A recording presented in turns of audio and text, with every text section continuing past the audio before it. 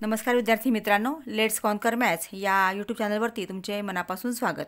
आज आपण इयत्ता 7वी विषय गणित 13वं प्रकरण पायथागोरसचा सिद्धांत यातील सराव संच 48 मधील प्रश्न क्रमांक 2, 3 आणि 4 सोडवणार आहोत.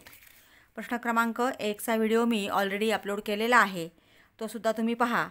त्याची लिंक मी डिस्क्रिप्शन बॉक्समध्ये दिलेली आहे. आता इथं काटकोन त्रिकोण PQR मध्ये कोन P बरोबर 90 अंश जर लेंथ PQ बरोबर 24 सेमी आणि लेंथ PR बरोबर 10 सेमी तर रेख QRची लांबी काढा. आता इथं हा त्रिकोण PQR काढला आहे, म्हणजे आधी त्रिकोण काढून घ्यायचा आहे आणि ज्या कोणाचं माप 90 अंश आहे.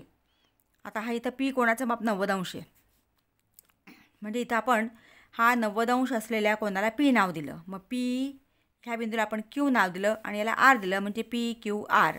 मग PQ बाजू आपल्याला 24 सेमी दिली आहे, PR बाजू आपल्याला 10 सेमी दिलेली आहे. अशा पद्धतीने आपण आकृती काढून घ्यायची आहे, म्हणजे आपल्याला कर्ण लक्षात येतो. कारण उदाहरणामध्ये पटकन कर्ण कोणता आहे ते लक्षात येत नाही, म्हणून आपण आकृती काढून घ्यायची आहे. आता इथं त्रिकोण सोडवताना सुरुवातीला आपल्याला माहिती लिहावी लागेल. त्रिकोण PQR मध्ये कोन P बरोबर 90 अंश, म्हणून बाजू आता काटकोनासमोरचा कर्ण असतो, म्हणून बाजू QR हा कर्ण आहे. मग पायथागोरसच्या सिद्धांतानुसार कर्णवर्ग बरोबर पायावर्ग अधिक उंची वर्ग हे पायथागोरसचं सूत्र आहे. मग कर्ण कोणता आहे? QR, म्हणून लेंथ QR वर्ग बरोबर लेंथ PQ वर्ग अधिक लेंथ PR वर्ग. आता इथं आपण किमती टाकूया. लेंथ QR आपल्याला काढायचा आहे, म्हणून हे आपण असंच लिहू. लेंथ QR वर्ग बरोबर PQची लांबी किती आहे? 24. 24चा वर्ग अधिक PR किती आहे? 10. 10चा वर्ग. मग 24चा वर्ग येतो 576 अधिक 10चा वर्ग 100 बरोबर 576 अधिक 100 म्हणजे बेरीज येते 676. लेंथ QR वर्ग बरोबर 676. मग दोन्ही बाजूस वर्गमूळ काढून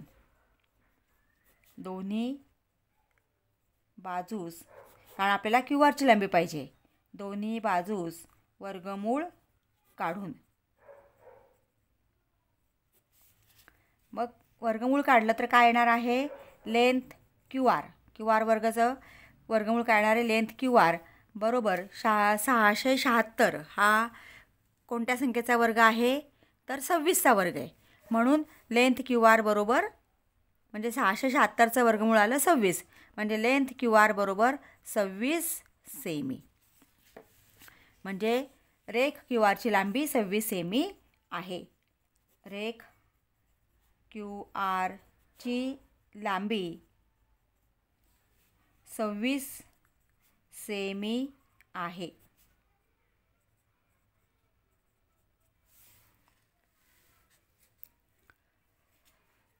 प्रश्न 3 घेऊया. काटकोन त्रिकोण LMN मध्ये कोन M बरोबर 90 अंश जर लेंथ LM बरोबर 12 सेमी आणि लेंथ LN बरोबर 20 सेमी तर रेख MNची लांबी काढा. आता इथे सुद्धा आपण आधी त्रिकोण काढून घेऊया. इथं हा त्रिकोण काढला आपण. काटकोन त्रिकोणच काढायचा आहे, कारण पायथागोरसचं प्रमेय हे काटकोन त्रिकोणाशीच संबंधित असतं, म्हणून काटकोन त्रिकोणच काढायचा. आणि इथं आपल्याला काटकोन त्रिकोण आहे हे उदाहरणातसुद्धा दिलेलं असतं, कारण इथं कोन M हा 90 अंश आहे. आता इथं या तीनही शिरोबिंदूंना नावं देताना आपल्याला कोणते पण नावं कुठेही देऊन चालणार नाही. तर कोन M हा काटकोन आहे 90 अंश, म्हणजे ज्या ठिकाणी काटकोन आहे त्या ठिकाणीच आपल्याला M बिंदू द्यावा लागणार आहे, म्हणजे हा तो बिंदू दर्शवावा लागणार आहे. मग हा M, हा L, हा N, LMN. मग आता इथं आपण बाजूंची लांबी लिहून घेऊया. LM बरोबर 12 सेमी, म्हणजे LM ही बाजू आहे, म्हणून ही बाजू आहे 12 सेमी. आणि LN म्हणजे ही बाजू दिली आहे, म्हणजे कर्ण दिलेला आहे तिथं आपल्याला 20 सेमी. कर्ण LN आहे 20 सेमी. आता आपल्याला ही बाजू काढायची आहे. मग आपण आधी माहिती लिहून घेऊया. त्रिकोण LMN मध्ये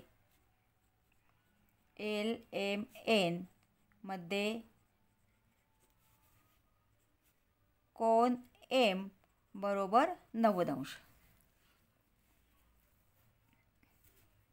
म्हणून बाजू LN कर्ण आहे. पायथागोरसच्या सिद्धांतानुसार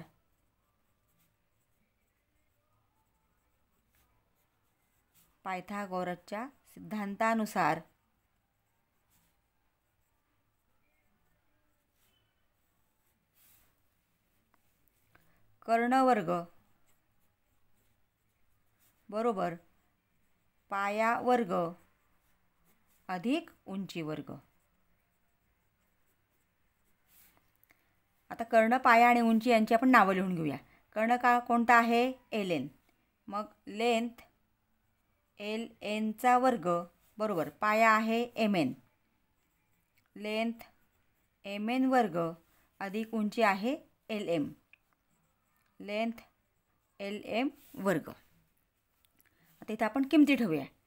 LNची लांबी दिलेली आहे 20, म्हणजे 20चा वर्ग बरोबर MN लांबी आपल्याला काढायची आहे. म्हणून लेंथ MN वर्ग आहे तसंच राहणार आहे. LMची लांबी दिलेली आपल्याला 12, मग इथं आपण 12चा वर्ग. आता 20चा वर्ग येतो 400. 20 गुणिले 20 गुणाकार केला आपण तर 400 येतो. वर्ग पाठ असतील तर अशा प्रकारची उदाहरणं पटकन सोडवता येतात. पायथागोरसमध्ये त्याचा खूप आपल्याला फायदा होतो. उदाहरणं सोडवताना वेळ खूप कमी लागतो. आता इथं लेंथ MN वर्ग अधिक 12चा वर्ग 144. आता लेंथ MN आपल्याला काढायचं आहे, म्हणजे हे आपण आहे त्याच उजव्या बाजूला ठेवूया आणि 144 आपण इकडे आणूया.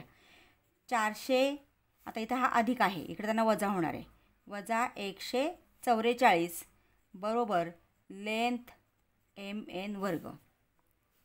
आता यांची वजाबाकी तुम्हाला तोंडी करता आली तर ठीक, नाहीतर सरळ बाजूला वजाबाकी करून घ्या. मग 10मधनं 4 गेले 6चा 1, 4 आणि 1 5, 10मधनं 5 गेले 5, हातचा 1, 1 आणि 1 2, 256. म्हणजे ही वजाबाकी येते 256 बरोबर लेंथ MN वर्ग. आता आपण इथं दोन्ही बाजूस वर्गमूळ काढू, कारण इथं हे वर्ग आहेत. म्हणून दोन्ही बाजूस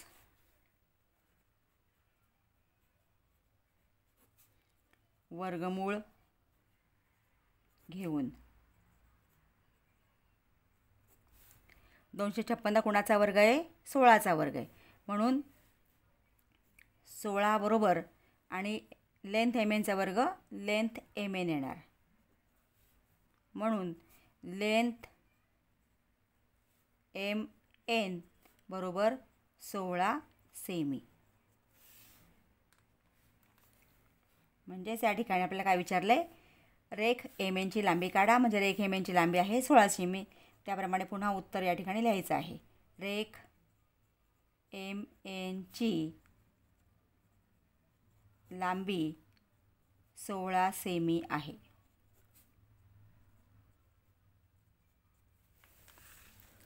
विद्यार्थी मित्रांनो, पायथागोरसच्या कोणत्याही उदाहरणामध्ये आपल्याला वर्ग आणि वर्गमूळ हे आवश्यक आहे. म्हणून तुम्ही जास्तीत जास्त संख्यांचे वर्ग पाठ करा. पुढचं चौथं उदाहरण आहे. 15 मीटर लांबीची एक शिडी जमिनीपासून 9 मीटर उंचीवरील एका खिडकीपाशी पोहोचते, तर भिंतीचा पाया व शिडीचे खालचे टोक यामधील अंतर काढा. आता बघा, आपण आकृती काढून आधी समजून घेऊया.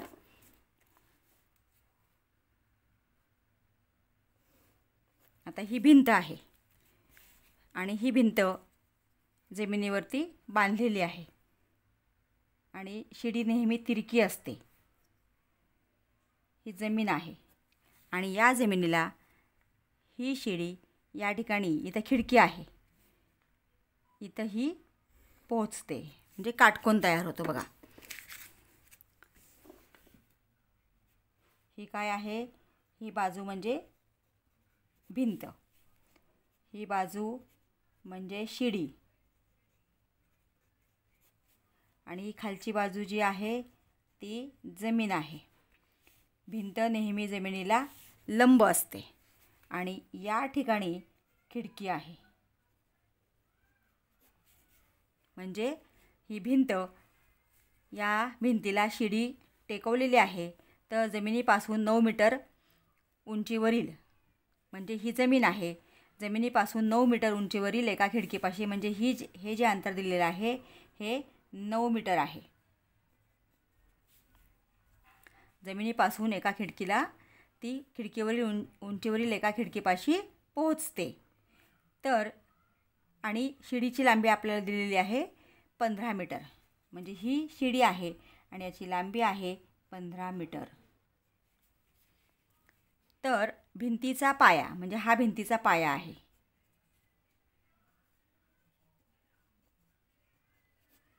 भिंतीचा पाया आणि शिडीचे खालचे टोक, म्हणजे या ठिकाणी हे शिडीचे खालचे टोक आहे.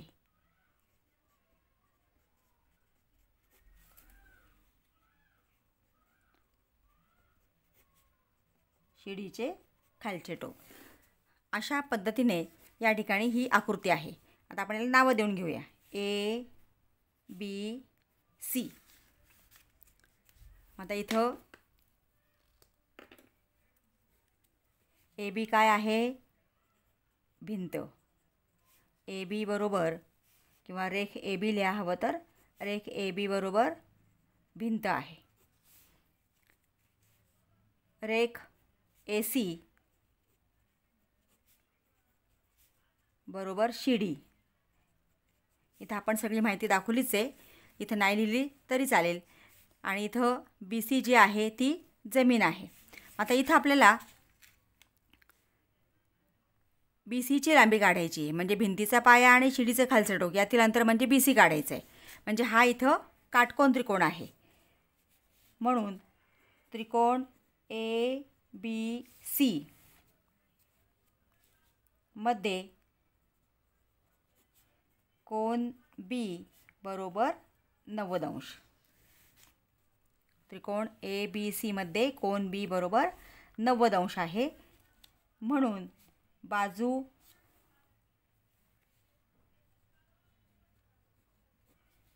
AC, बाजू AC कर्ण आहे. हा B कोण काटकोन आहे, म्हणून बाजू AC जी आहे तो कर्ण आहे. आता या ठिकाणी पायथागोरसच्या प्रमेयानुसार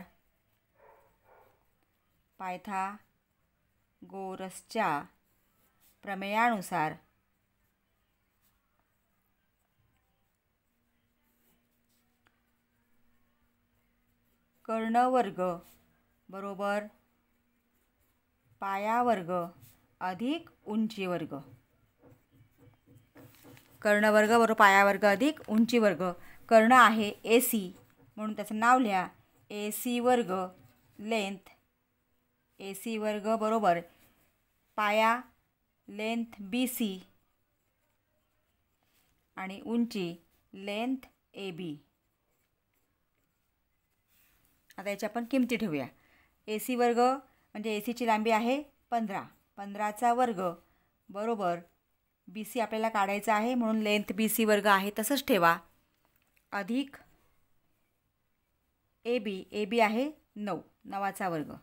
आता 15चा वर्ग येतो 225 बरोबर लेंथ BC वर्ग अधिक 9चा वर्ग येतो 81. पुन्हा आपल्याला BC काढायचं आहे, म्हणून 81 आपण इकडे घेऊया. इथं हा अधिक आहे, इकडे त्यांना वजा होणार आहे. 225 वजा 81 बरोबर लेंथ BC वर्ग. आता 225मधनं 81 वजा करा. 5मधनं 1 गेले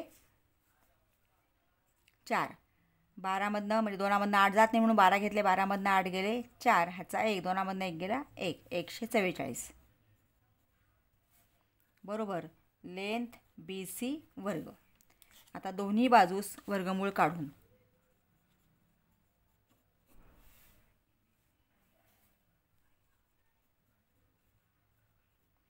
दोन्ही बाजूस वर्गमूळ घेऊन.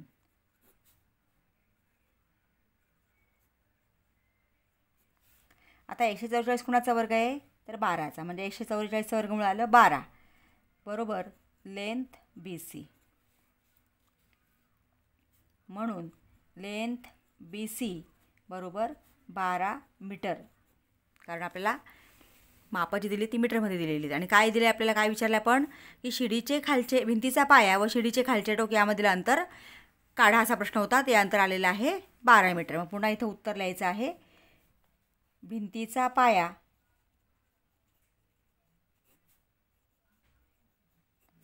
व शिडीचे खालचे टोक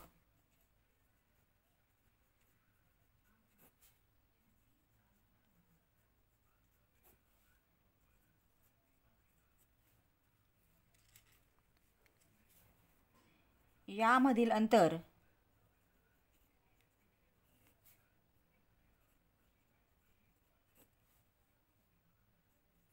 12 मीटर आहे.